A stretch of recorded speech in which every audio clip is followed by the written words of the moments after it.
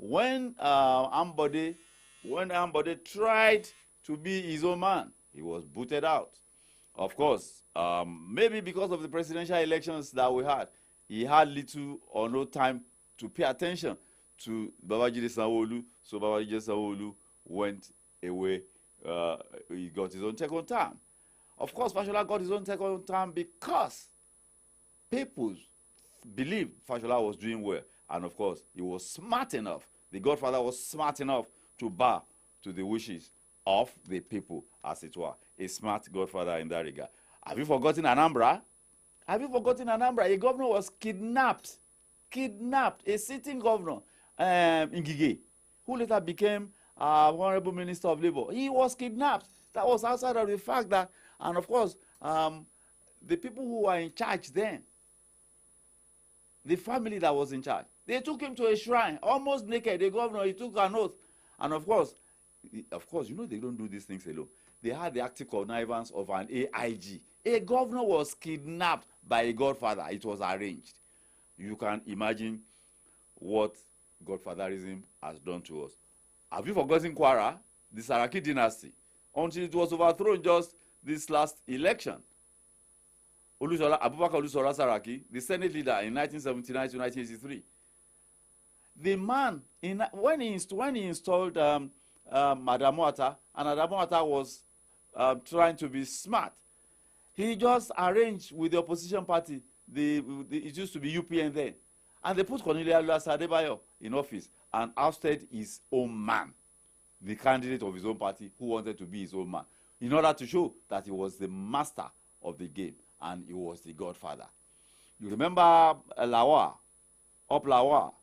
who was anointed by Abubakar Olusola Saraki. The moment he wanted to be his own man, the man was ousted. And what happened? He just brought his own son in. He brought his own son. The son did 8 years.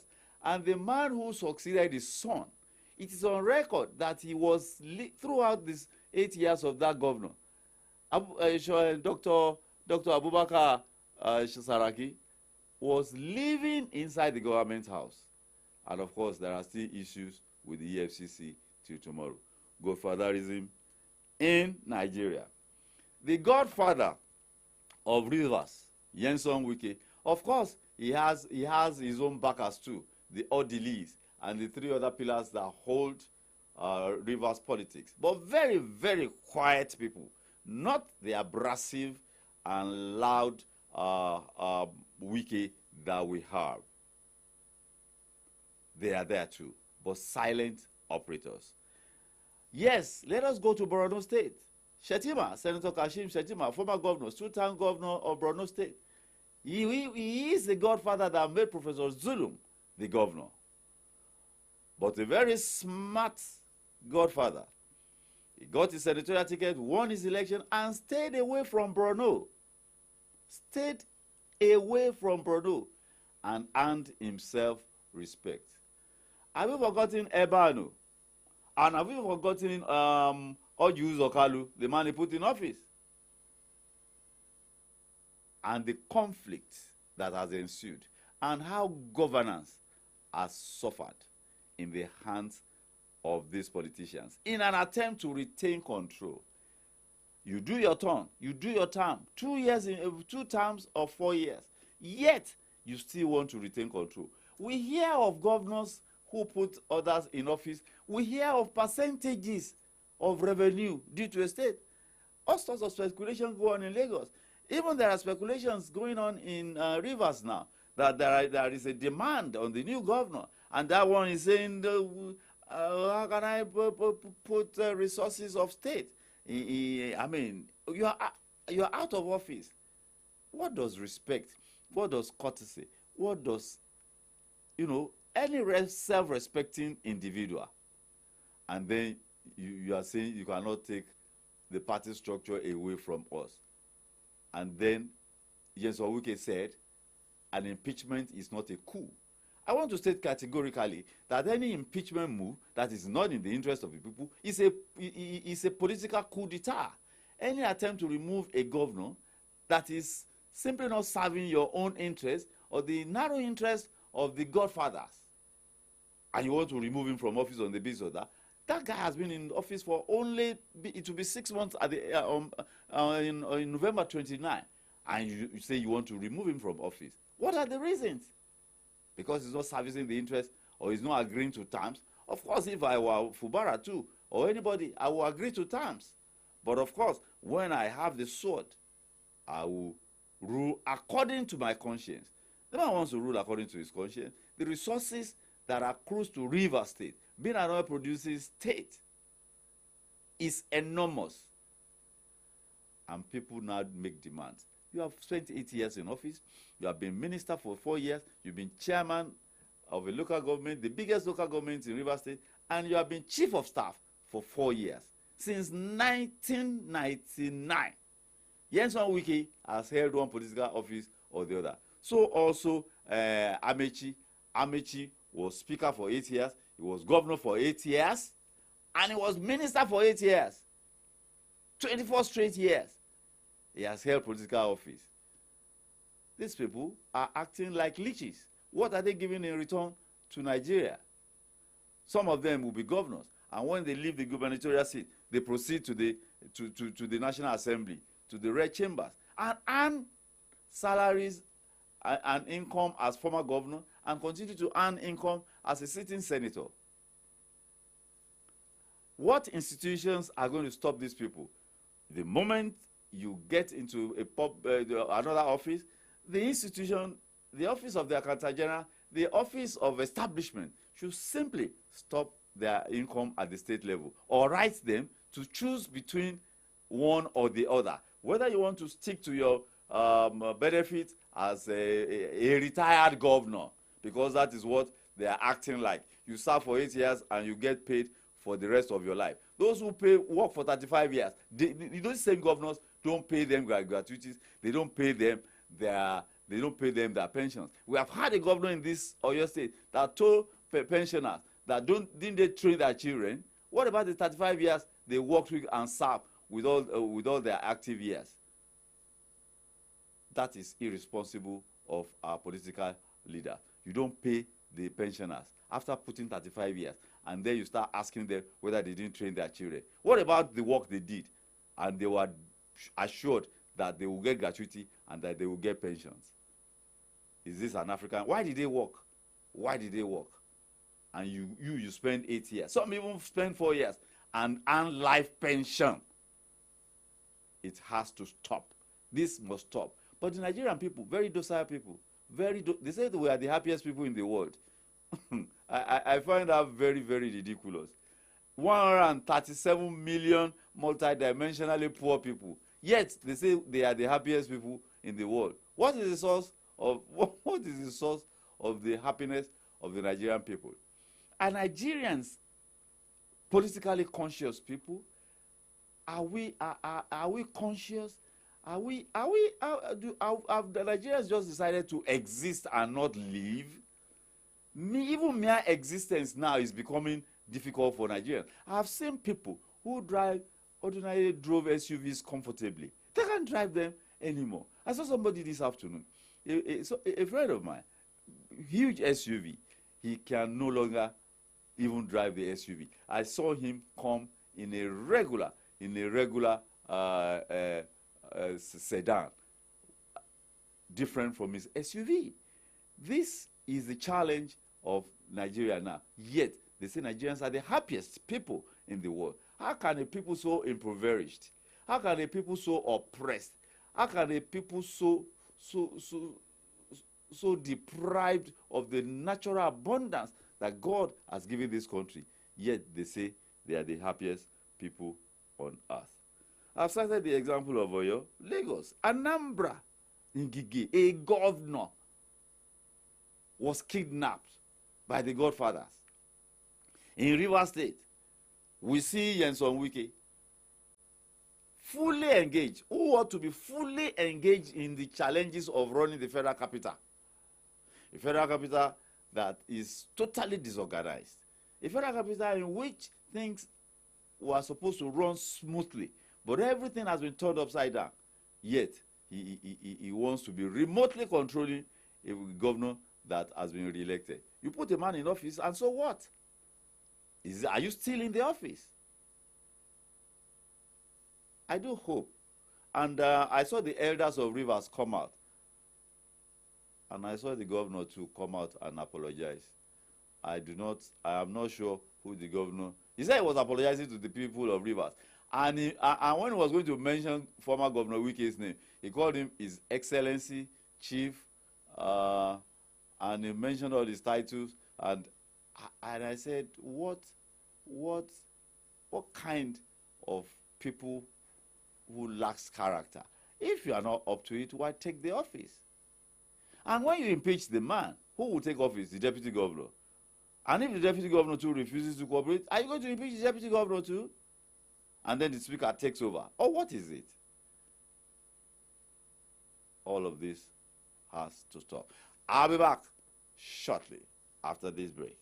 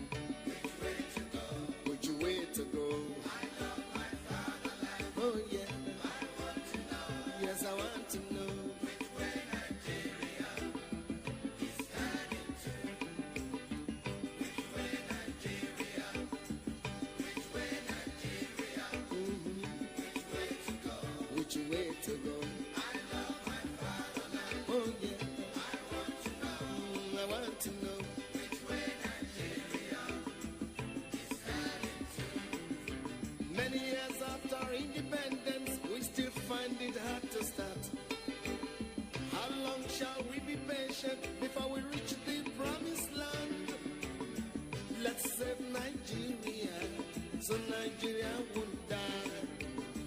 Which way Nigeria? Which way Nigeria? Tell me which way to go. I love my fatherland. Oh yeah, I want to know. Yes, I want to know. Which way Nigeria is heading to? Every little thing that goes wrong, we start to blame the government. We know everything that goes wrong because we are part of the government. Let's save Nigeria, so Nigeria won't die. Which way Nigeria? Which way Nigeria? Tell me which way to go. Which way to go? I love my fatherland. Oh yeah, I want to know. Want to know.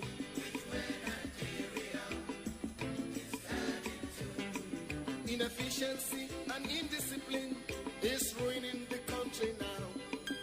Corruption here, there, and everywhere. Inflation is soaring high. Let's save Nigeria, so Nigeria won't die. Yeah, so Nigeria won't die. Are you going to be a part of the process of strangulating Nigeria? What are you doing in your own corner? Oh, it is our leaders. It is our leaders. What about the followership? The challenge of Nigeria is no longer about leadership alone.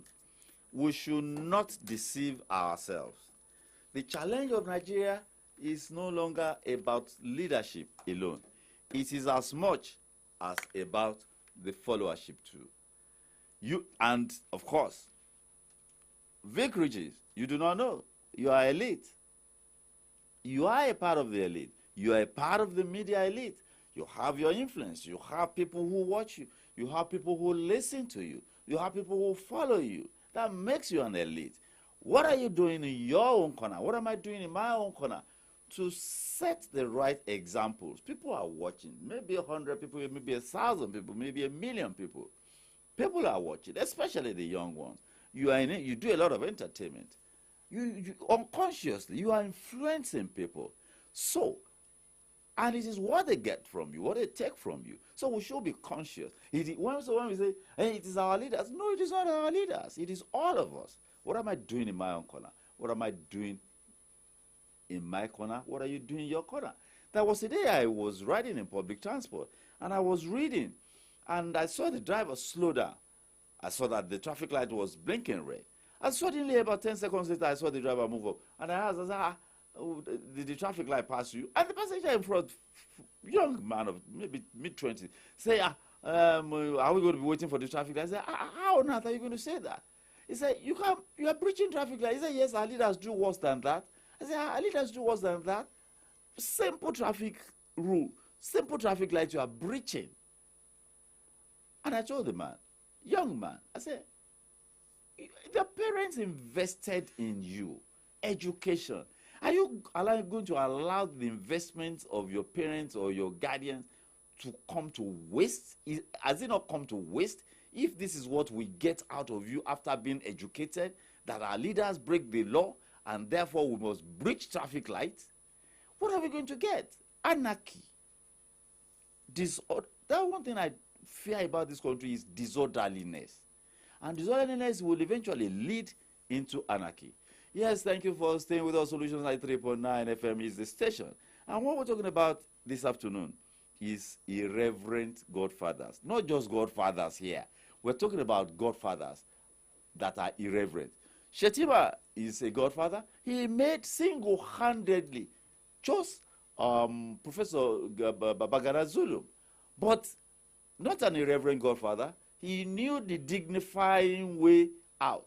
He stayed in Abuja as senator, and he did not try to interfere, at least to the best of the knowledge of the public. That was why when it was said that Bola Ahmed Tinubu wants Babagana Zulum to be his vice presidential candidate, the man bluntly said, no, I cannot be your vice presidential candidate. I know my principal has interest. Unless you get a written validation from him that he is not interested and therefore concedes it to me. If Babagana Zulum had been an irreverent godfather, he won't get that kind of respect from Babagana Zulum. Babagana Zulum would not even have consulted him, he would have taken the vice presidential slot. That is what happens to irreverent godfathers. And we saw what happened to a man, a reverent godfather that knew his place and took that place. Some people don't know the position to take, or they think the only position to take is to continue with their remote control. Let us go back in time. I want to read from a paper delivered by one of Nigeria's brightest security studies experts, Professor Isaac Olawale Albert from Nigeria's Premier University, University of Ibadan. And he says in his introduction, explaining godfatherism in Nigerian politics, he says, take it or leave it. He said, take it or leave it. Godfatherism in Nigeria is more than the ruthless Mario Puzo kingpin in the Italian mafia setting. While the fictional godfather is characterized as a shadowy daredevil recluse who combines immense underworld financial muscle with near mystical powers of enormous proportions, which is to attain a further greasing of the ever-increasing vast financial empire.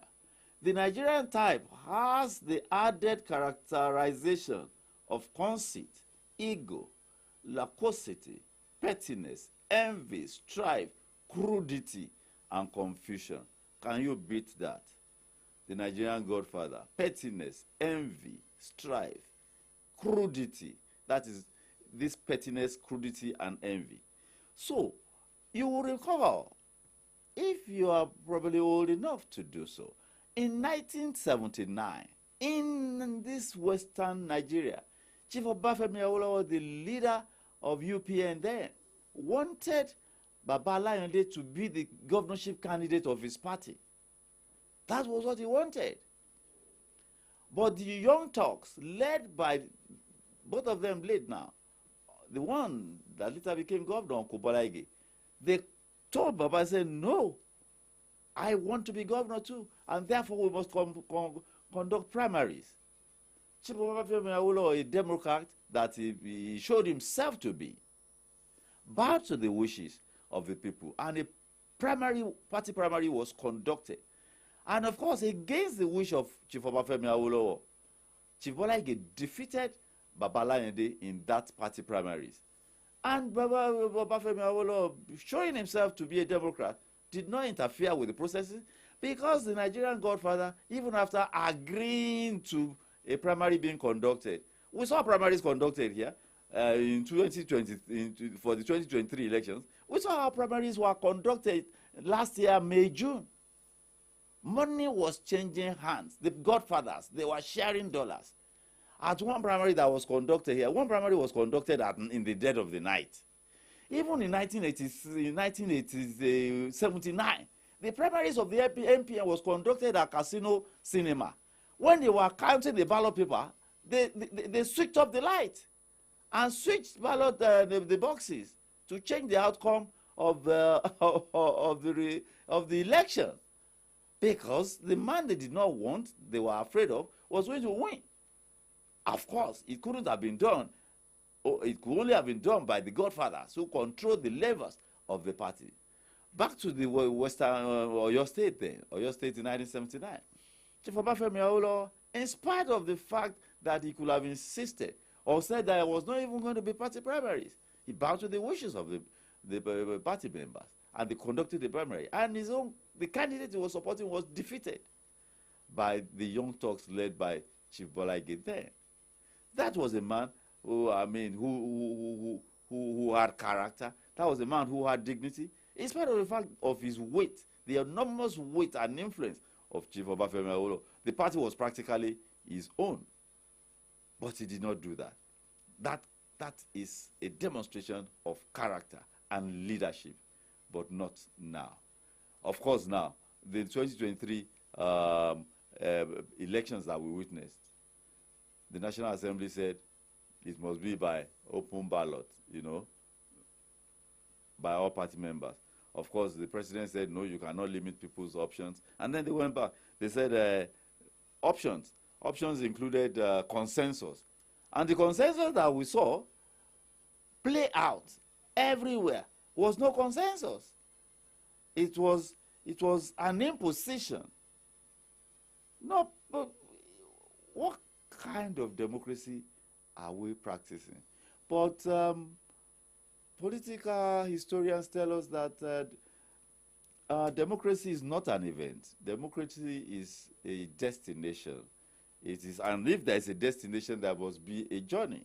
Even the United States, 300 years plus, or since 1776, we saw a sitting president, wanting to torpedo the entire democratic institutions of 300 years plus.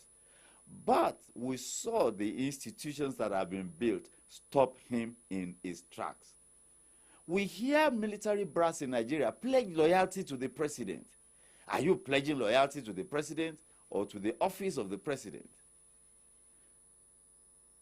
Our elected officials are confused. They equate themselves with the office they occupy. When the governor walks into a gathering and everybody stands up, they are not standing up for you, Mr. Governor. They are standing up for the institution that you represent. We have seen traditional institutions in Nigeria where 3, 4, 10-year-olds become king. And that king, in spite of his age, will be revered like an elder. It is not the boy that is being revered. It is the office, it is the institution that he represents. So, our political leaders should distinguish between the man and the office. You are not the office, you are the man occupying the office. You came into that office. You will leave that office. And sometimes I've seen people who left gubernatorial offices 5, 6, 10 years. I know somebody who left office in 2007. He still goes around in a siren blaring motorcade. Siren blaring motorcade, pilot, protocol vehicle, security details behind. What else? And an escort. Still living in delusion.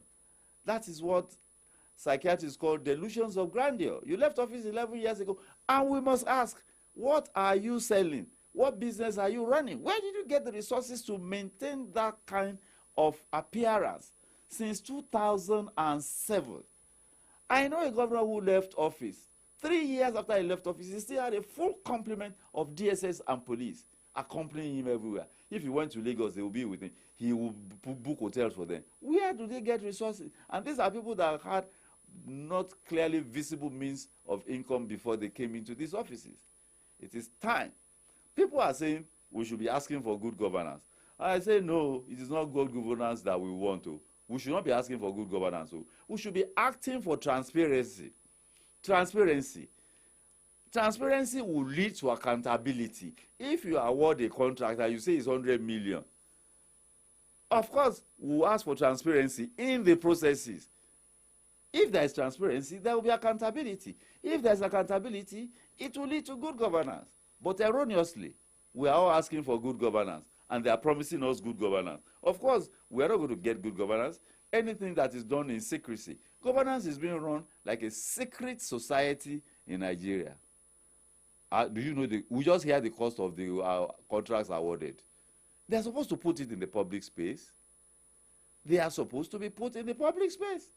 No tenders, no tender. Public tender for roads, for business or government. Everything is done in secrecy. Government is being run like a secret society, like a secret organization. Nigerians, it is time we demand for transparency and accountability, and not good governance. Transparency and accountability will lead us to good governance. Because when things are transparent, we will say 1 + 1 is not 11. For politicians and people who are in power, 1 + 1 can be 11 because they just stand the two by each other's side and what they get is 11. It is only politicians and people in political office that add 1 + 1 and get 11. Nigerians must demand for transparency, and we'll get accountability from transparency, and it is from there that we're going to get good governance. It is erroneous to start asking for good governance when there is no transparency. And the big question is, an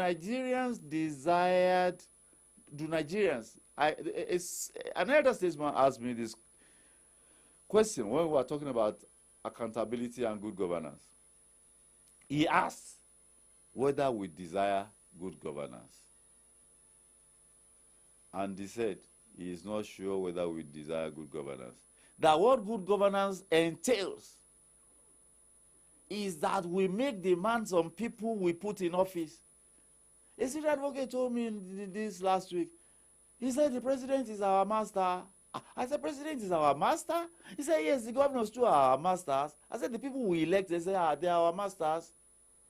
Where are we coming from that we landed in that location? Members of House of Assembly, they are the masters. Members of the National Assembly, they are our masters. We elected them, and they have become our masters. And then when it is 2027, by the end of 2026 or middle of 2026, they start going around and distributing Congo of rice. When it is December now, they will distribute Congo of rice. And then they will start putting street light, facilitated by. And people will be saying, oh, she street light for what? He did street light. Is it from their pocket? Money is appropriated for that purpose. And they go around, she street light for what? Oh, no, she no, yeah. Oh, he did that street light. Where did he get the money from? Money is appropriated from the Federation accounts to serve us. And then he say he has done it for us, he has done it for us. Do you desire good governance? Do you want roads, or you want Congo of rice? Do you want steady power supply, or you want 5,000 naira? Do you want quality education, or you want to be taking pictures with and to be seen to be in alliance with them, taking pictures with them, following them about and shouting Babake? Where will that take you? You better think of your future. You better think of tomorrow. Anyone, any people, any nation that thinks now. It is only politicians, statesmen, leaders think of the next generation. Politicians think of the next election. What are you thinking of? What are you thinking of? The people who purport to lead us, even as we speak, their actions are guided by 2027. The people they put to help them govern is guided by 2027, not by another generation from now. What will this next generation think? Are we going to leave as legacies? A former leader in this state was telling me about legacies, and I said to him, what do you know about legacies? When you had monumental opportunities of instituting legacies, what legacies did you institute in this state? He had nothing to say.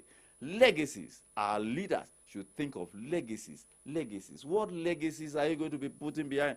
Legacies of roads that will be washed away 10 months after it is built. Legacies of projects, abandoned projects.